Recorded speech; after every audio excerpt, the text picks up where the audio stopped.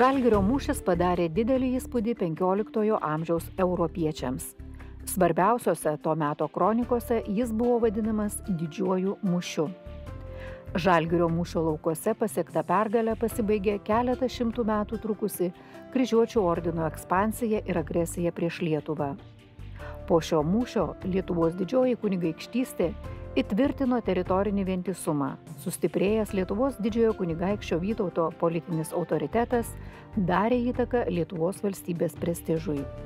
Atvėrė kelius į aukščiausius Europos politikos ir diplomatijos sluoksnius XV amžiaus pirmoje pusėje.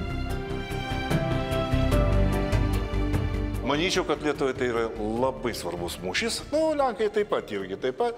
Žinoma, kodėl aš tai sakau, kad labai svarbus mūšis. Vis dėlto neužmirškite, kad su Kryžiuočių ordino Lietuva kovėsi beveik 200 metų. Neužmirškite ir tai, kad tai pastovus puolimai. Jau ne vien tik tai Kryžiuočių ordino kariuomenė.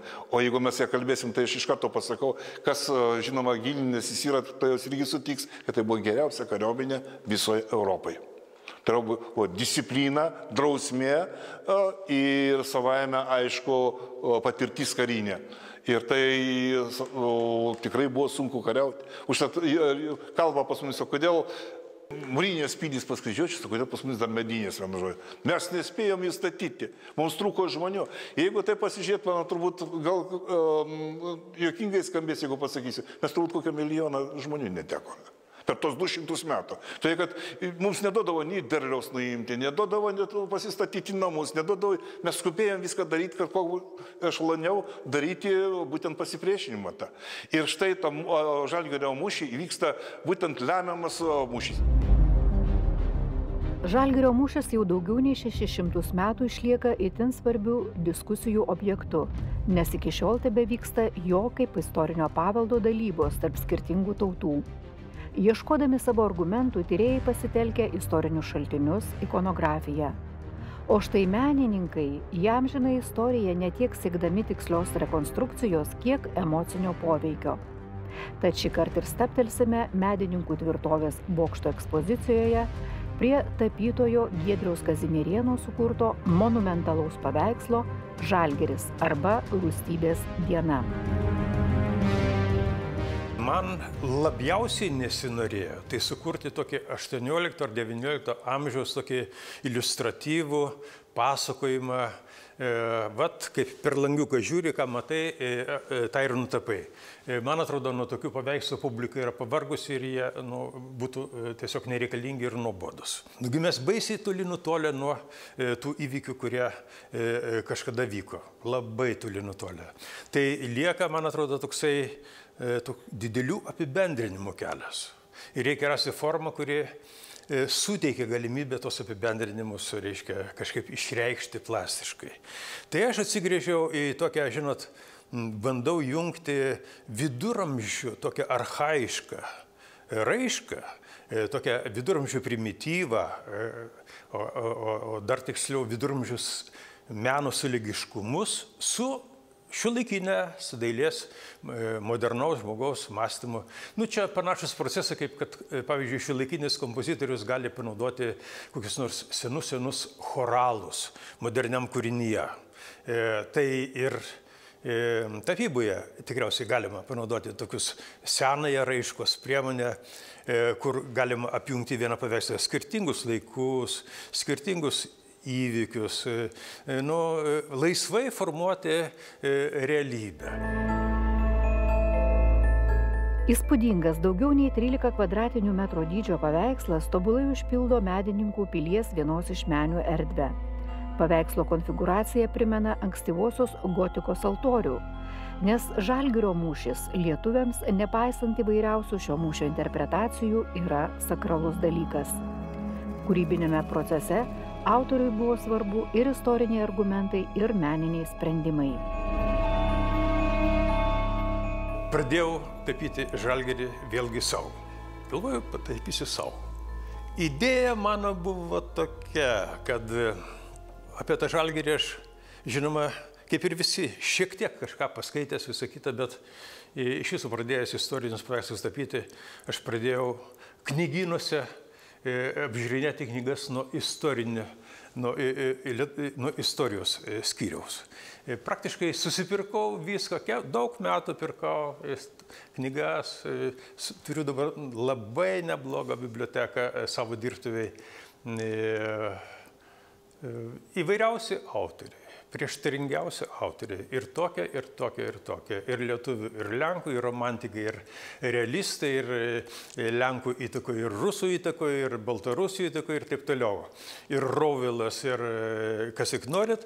Tai todėl po tos gausos aš maniau, kad aš turiu teisę pats daryti išvadas. Ir mano koncepcija buvo tokia. Mums Žalgiris lietuvaičiams yra sakrali tema. Todėl norisi padaryti tokį kaip altorių.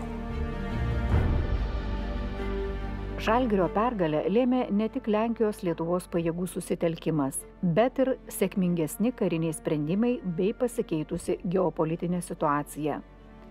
Katalikišką krikštą priėmusi Lietuva jau negalėjo būti kryžiaus žygių arena. Simboliška, kad paveikslo kairėje kompozicijos pusėje vaizduojama kryžiuočių eisena, kurios priekyje parblokštas didysis kryžiuočių magistras Ulrichas Jungingenas, už jo tikrųjų kryžiaus žygių iniciatorių Romos popiežių personifikacija, makabriškas raitelis, paskui kurį žygiuoja Europos valstybių eisena. Geriausias krikštas pagonims kalavijas ir ugnis. Tai todėl atsirado tokia eisena, beje, šiek tiek replikuojant Strasbūro katedroje nutapytoje tokioje freskoje, kur vaizduojamos Europos valstybės einančios link kryžiaus, kur paskutinė figūra yra Lietuva. Piešia kitos valstybės, tai tenai raitos ant žirgų, paskutinė Lietuva. Tai aš prisimindamas tą nuostabią eiseną, va čia dabar vėlgi išdėliau tokias labai gražias karalienės, reiškia, valstybės visos Europos juda paskui tą popiežių, kuris yra, beje, kas yra charakteringa viduramžių estetikai, ta karo apoteozė, giltinė ant žirgo, bet ta giltinė su popiežiaus apdarais. Toks neįprastas, sakyčiau, objektas Dievo rūstybės strėliai nukreiptai štai į šitą eiseną ir į tą magistrą Jungingeną, kuris čia krinta. Tai štai reiškia paveikslo koncepcija ir gimsta. Reiškia, vertinam istorinius tą įvykį, tą Žalgirį, pasiremdami tą ideologiją, kurią ir nešė mums valstybės europinės, popiežiai, krikščionybė, krikščioniškos moralės pagrindu vyksta tiesiog dangaus Dievo vertinimas štai tų įvykių, kurie čia vyksta žemėje. Baudžiant tuos, kurie prisidengdami Dievo vardu daro nusikaltimus. Mūšis viduramžiška dvasia buvo suvokiamas kaip Dievo teismas, tad ir dailininkui svarbus karo, vizualaus triukšmo ir rimties bei sakralios tylos kontrastas. Dvasinė jėga, teisingumo troškimas persipina su ryžtingu Vytauto veržlumu, kuriam talkina ir dangus. Dešinėje paveikslo pusėje vaizduojamas ir energingas Vytauto puolimas ir besimeldžiantis karalius Jogaila. Nors vyriausias Lenkų ir Lietuvių kariuomenės vadas buvo Lenkijos karalius Vladislovas II Jogaila, kaip liudija Lenkijos ir ordino kronikos, svarūs kariniai nuopelnai priskiriami ir kunigaikščiui Vytautui. lietuviai, kurie vienas buvo tuo metu jau Lenkijos valdovo, Lenkijos valstybės karalius, nu, o Vytautas buvo Lietuvos valstybės valdovas. Valstybės, kurie praktiškai nepelnytai galėjo turėti būti būtent imperija, į jos teritoriją įėjo Lenkijos karalystė, jeigu pasižiūrėsite, tai labai mažytė buvo, sulyginus šitą su Lietuva. Bet ne tame esmė. Esmė yra pačio mūšio. Yra pačio mūšio tai, kad dvi tautos, kurios susijungė, nes viena ir kita kentėjo. Tai reikia įspręsti problemą, nes kryžiuočio ordinas, ką galvoja, jam reikėjo susijungti galutinai, užbaigti su Livonijos ordinu. Likučiai jau Livonijos ordiną, bet Livonija, kai valstybė, jau jinai egzistavo ir savaime aišku, ta Žemaitijos dalis, ta vakarinė Lietuvos dalis, nu žodžiu, jinai maišė ir vyko tos įnirtingos kovos. Ordinas vis stiprėjo ir tai matė Vytautas, ir tai matė Jogaila ir būtent Europa pati irgi jam padėjo, turėjo būti kažkokios lemiamos kautynės. Lemiamos kautynės įvyko pačiame vidurvasaryje Liepos 15 dieną, kai abi kariuomenės išsirikiavo dideliame lauke tarp Grünfeldės ir Tannenbergo kaimų.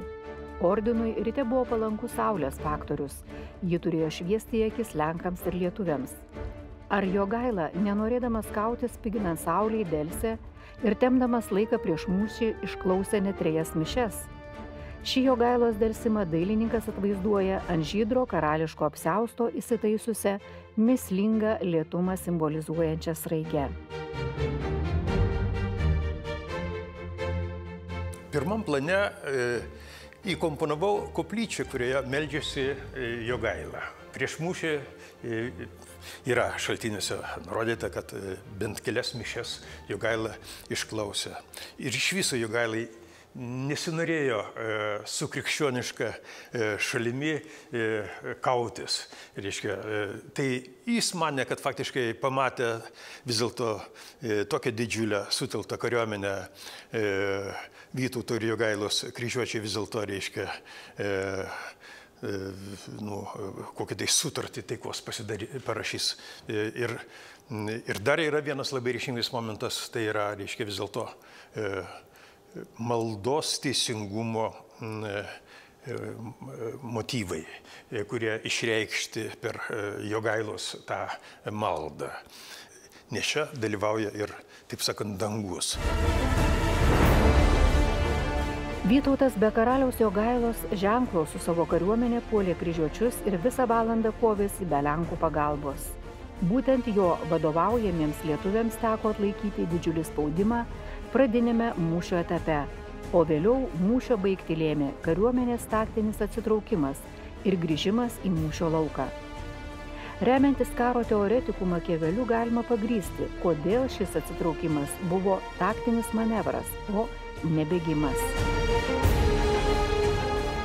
Kas galėjo matyti, reiškia, kaip lietuviai bėgo iš to mūšio lauko? Todėl, kad buvo tik po lietaus, galima šitą, gal jis praėjo trumpai, tada dingo visos dulkės, viskas ir tada galima buvo pamatyti vaizdą. Taip ten buvo negalima nieko matyti. Taip, bet tai čia dar ne viskas. Yra pagrindinis momentas, tai, kad ir Makiavelis įrašo. Vienas iš pagrindinių dalykų yra, jeigu bėga kariuomenė, nei vienas vadas jos nesustabdys.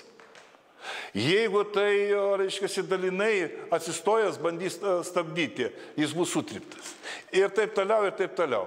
Rašoma yra tai, kad vis dėlto Vytautas sugebėjo. Vytautas sugebėjo sustabdyti, atsistojęs vienu žodžiu, surinkti, grąžinti. Jogaila buvo ramesnis. Vytautas buvo daugiau toksai, užsilepsnojantis, degantis visą laiką.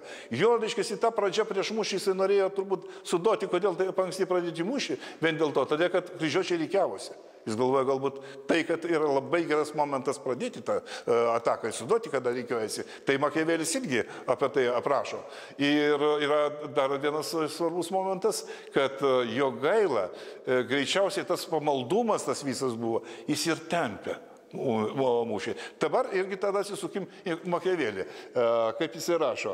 Jogaila, žinoma, negalėjo skaityti, kad irgi metai skiriasi, beveik 80 metų skiria jos. Bet yra esmė tai, kad jisai melsdamasis, o Makiavelis rašo, stovėkite ir laukite, kol priešas rikiuojasi, kol jis išvargs nuo saulės, kol jisai nuo žygio, kol viskas, ir kada jūs matysite, kada jis silps, tada pradėkite.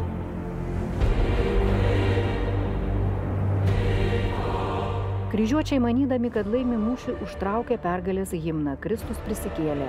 Paveikslo pačioje sidabrinėme fone dailininkas pavaizdavo muzikinį registrą. Dešinėje Lietuvos ir Lenkijos riteriai eidami į mūšį gieda senąjį himną Dievo motina Bagurovica. Abiejų choralų autentiškų natų ir žodžių fragmentai paveiksle panaudoti kaip prasminis autentiškas kodas. Nesunku įsivaizduoti vieną prieš kitą žygiuojančias milžiniškas kariuomenės, giedančias savo himnus. Tačiau paradoksas, jos garbina tą patį Dievą.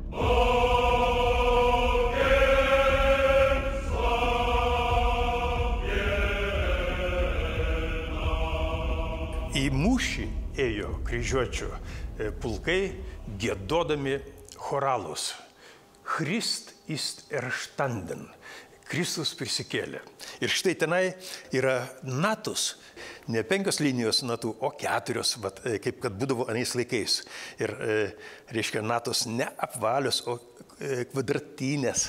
Ir yra fragmentai ir natų, ir žodžių. Christ ist erstanden. O iš anos pusės Jogailos ir Vytauto kariuomenė giedojo kitą choralą, Bogurodica. Nuostabus choralas. Kaip sako istorikai, Žalgirio mūšio kautynės baigėsi prieš pat saulėlydį apie 8 valandą vakaro, ordino kariuomenės bėgimu ir didžiojo magistro Jungingeno bei kitų aukščiausiojo rango pareigūnų žūtimi. Po mūšio sąjungininkų kariuomenė išsidalino trofėjus, visų pirma, vėliavas ir belaisvius. Po magistro žuvimo tai, kad vis dėlto žuvo nuo lietuvio. Smūgio, reiškia, bet jisai pavaizduotas, jeigu jūs matėte šitas Mateiką, tai yra nuogas visai, dargi, kad lietuvis žmudinas, mano žodžiu, su ragotinė. Svarbiausia, bet tai ragotinė, neįlinė, labai pamatytumėt, kokia tai ragotinė, su ragotinė, reiškia, jis perdarė magistrą į gerklę pataiko.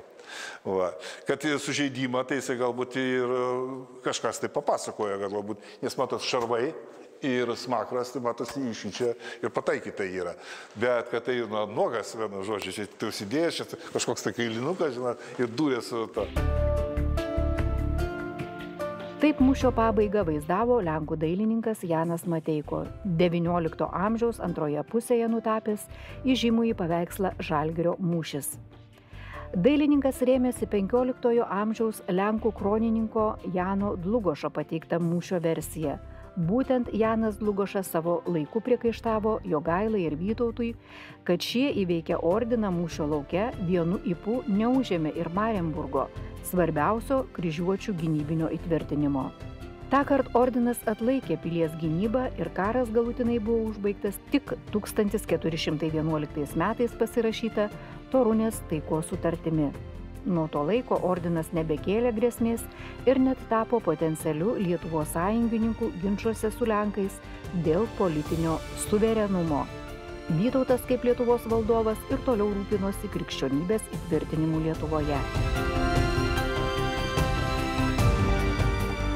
Iš vienos pusės krikščionybės įvedimas yra pozityvas. Aš suprantu, daug kas, žodžiu, tikrų jau save, kurie laiko ypatingai lietuviais, kad tai yra pagonybės, reiškia, mūsų šaknys buvo sunaikintos, mes turėjom savo tikėjimą. Suprantat, kame dalykas, visas tas valstybės irgi turėjo savo tikėjimus. Žodžiu, matosi, atėjo, turbūt tai yra, aš bijau taip negražu sakyti, ne mados reikalas, bet tai turbūt toks dėsnis yra, kad ateina religija, kuri turi būti, galbūt ne vienoje valstybėje. Tai yra tam tikrai visai daly. Ir jeigu ta Europa jau buvo praktiškai nepriėmusi krikščionybę, galbūt ten buvo variacija protestantų, ten taip toliau, bet tai visi krikščionys yra. Tai reiškia, mes turėjom irgi tapti. Negalėjom būti balta varna tarp visos šitą Europos. Iki šiol puikiai išlikusioje buvusioje ordino Marienburgo pilyje, menančioje įspūdingus istorinius įvykius, 2024 metais įvyko tarptautinė paroda skirta Žalgirio mūšiui atminti.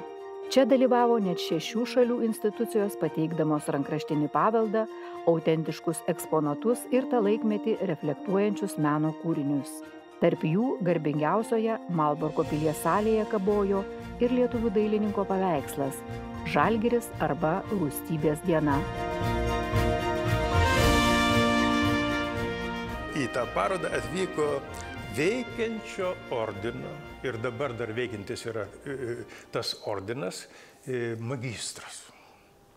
Ir jisai be abejonės, kad buvo atvesdintas į tą salę, kurioje kabojo šitas darbas, vienam gale, pačioje gražiausiai salėje, reiškia, Malborko pilies, o kitoj pusėje Mateikos mokinių, Novardovskio ir Popielo, reiškia, didžiulis paveikslas vaizduojantis Žalgirio mūšį. Ir štai prieš šitą darbą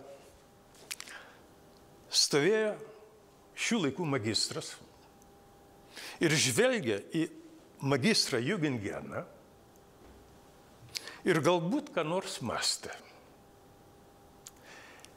Nes mąstyti provokavo parodos devizas Nigro crux, mala crux, juodas kryžius, baltas kryžius.